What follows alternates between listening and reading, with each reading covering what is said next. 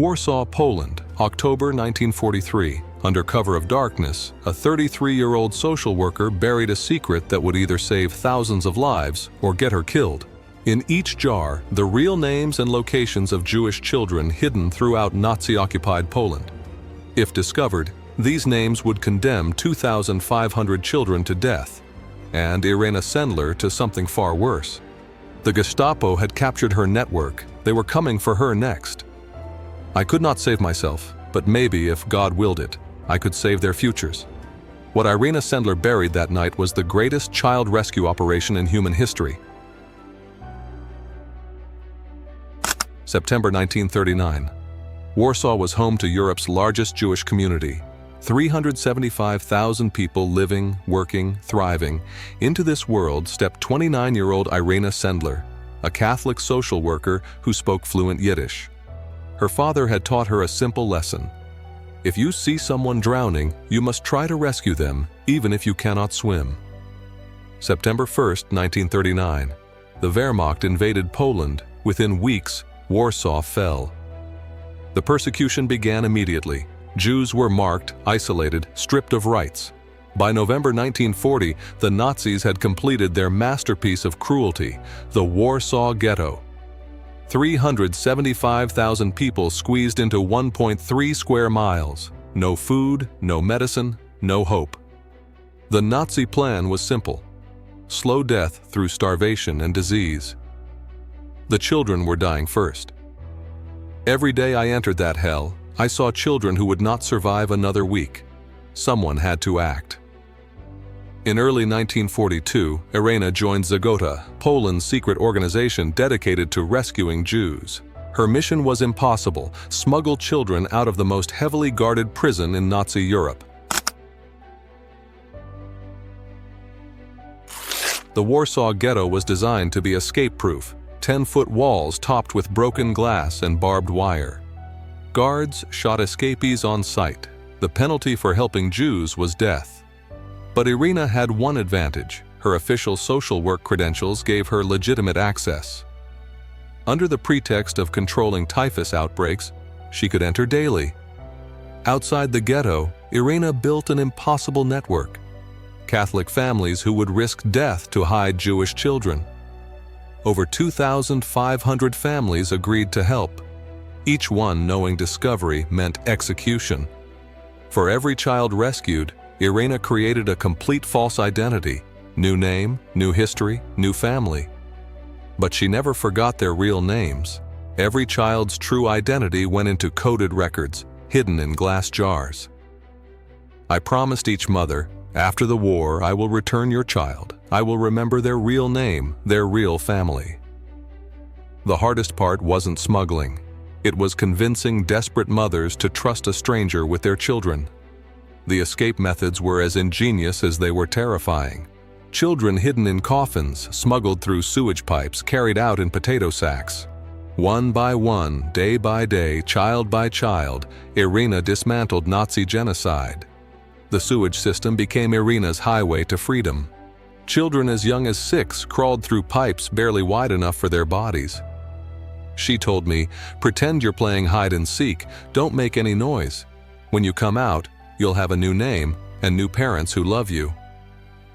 The old courthouse had a basement tunnel connecting to buildings outside the ghetto.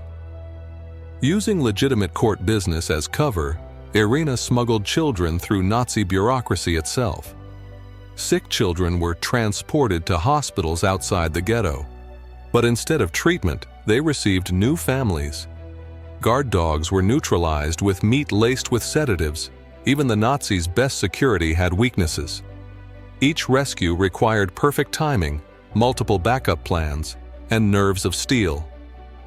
The network came close to discovery dozens of times. Sometimes Irena dressed as a priest, sometimes as a nurse, whatever identity provided access. When deception failed, bribery worked. Nazi corruption became a tool of rescue. Every guard shift change, every patrol pattern, every bureaucratic routine became an opportunity. By late 1943, Irena had saved over 2,500 children, the largest child rescue operation in history. But the Nazis were closing in. October 20th, 1943, the Gestapo had been watching Irena for weeks. Someone had betrayed the network. Gestapo agents surrounded her apartment building. At 6 a.m., they came for her. Pawiak Prison, the Gestapo's Warsaw headquarters. Thousands entered, few left alive. For 3 months, the SS tortured Irena daily. They wanted the names, the locations, the network. They broke her feet, her legs, her arms. They beat her unconscious repeatedly. Give us the names, and your suffering ends. Protect them, and you die slowly. You can break my body. You cannot break my promise to those children. January 1944. After 3 months of torture, Irena was sentenced to death. She was scheduled to die January 20th, 1944. The children's location would die with her. Then, 12 hours before her execution, something miraculous happened. Żegota had bribed the guards. Irena Sendler was officially shot while trying to escape. According to Nazi records, Irena Sendler died that day. In reality, she had vanished into the Polish underground. For 8 months, Irena lived as a ghost, officially dead, physically shattered but mentally unbroken. August 1944. The Warsaw Uprising began. Irena wanted to fight. But torture had left her permanently disabled. She could barely walk, much less fight. Instead, she did what she did best. She helped create identities for resistance fighters. As Warsaw burned around her, Irena learned the full horror of what she had prevented. The remaining ghetto population had been deported to Treblinka death camp. None survived. But buried in her garden, 2,500 names waited for liberation. January 1945. Soviet forces liberated Warsaw. Of a city of 1.3 million, only 174,000 survived. Irena retrieved her jars. The names were intact. But would the children be? What followed was the most emotional journey of her life, finding the children she had saved. Of the 2,500 children Irena had hidden, over 2,000 survived the war. But most would never see their parents again. The families Irena had torn apart to save lives could never be rebuilt.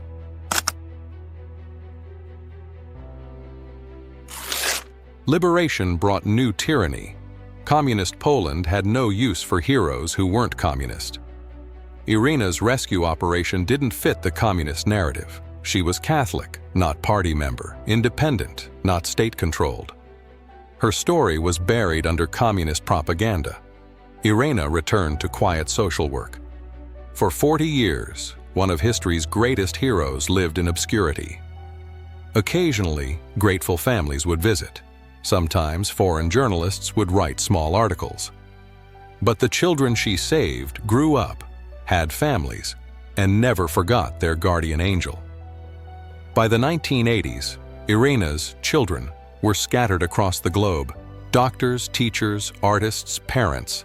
They began finding each other, and they began telling the world about Irena Sendler. 1989. When communism fell, the truth could finally be told. Western journalists discovered what Poland had hidden, the greatest individual rescue operation of the Holocaust. At age 79, Irena Sendler was finally getting the recognition she deserved. The 1990s brought international recognition. Museums, books, films told Irena's story. In 2007, she was nominated for the Nobel Peace Prize. She had saved twice as many lives as Oskar Schindler, yet his story was famous while hers remained unknown. Awards came from around the world. Poland finally claimed her as a national hero. Schools began teaching her story. Children learned that ordinary people could make extraordinary choices. The 2,500 children she saved had become thousands of descendants, families that existed because of her courage. Modern Poland honors her memory. Streets bear her name. Schools teach her example.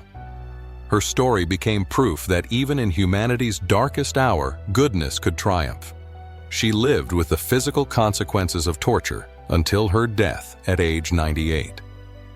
When she died in 2008, world leaders mourned a woman they had discovered too late. But her legacy was secure, preserved in glass jars and living in the family she saved. Today, thousands of people owe their existence to Irena Sendler's courage. The children she saved became parents, grandparents, great-grandparents, a legacy measured in human lives. But Irena's greatest legacy isn't numerical, it's moral.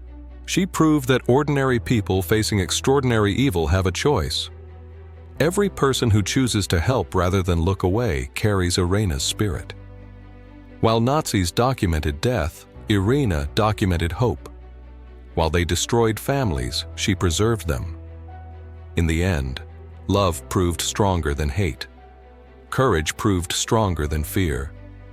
And memory proved stronger than attempts at erasure. I was taught that if you see someone drowning, you must try to rescue them. I saw 2,500 children drowning. I could not save them all, but I saved who I could. Every child saved with her help justified her existence and proved that heroes walk among us. Irena Sendler saw drowning children and chose to dive in. What would you do when faced with moral choice? Tell us in the comments. If this story of impossible courage moved you, subscribe for more heroes who chose love over fear, action over safety. Remember Irena's father's words, if you see someone drowning, you must try to rescue them, because someone somewhere is always drowning, and heroes are made by diving in.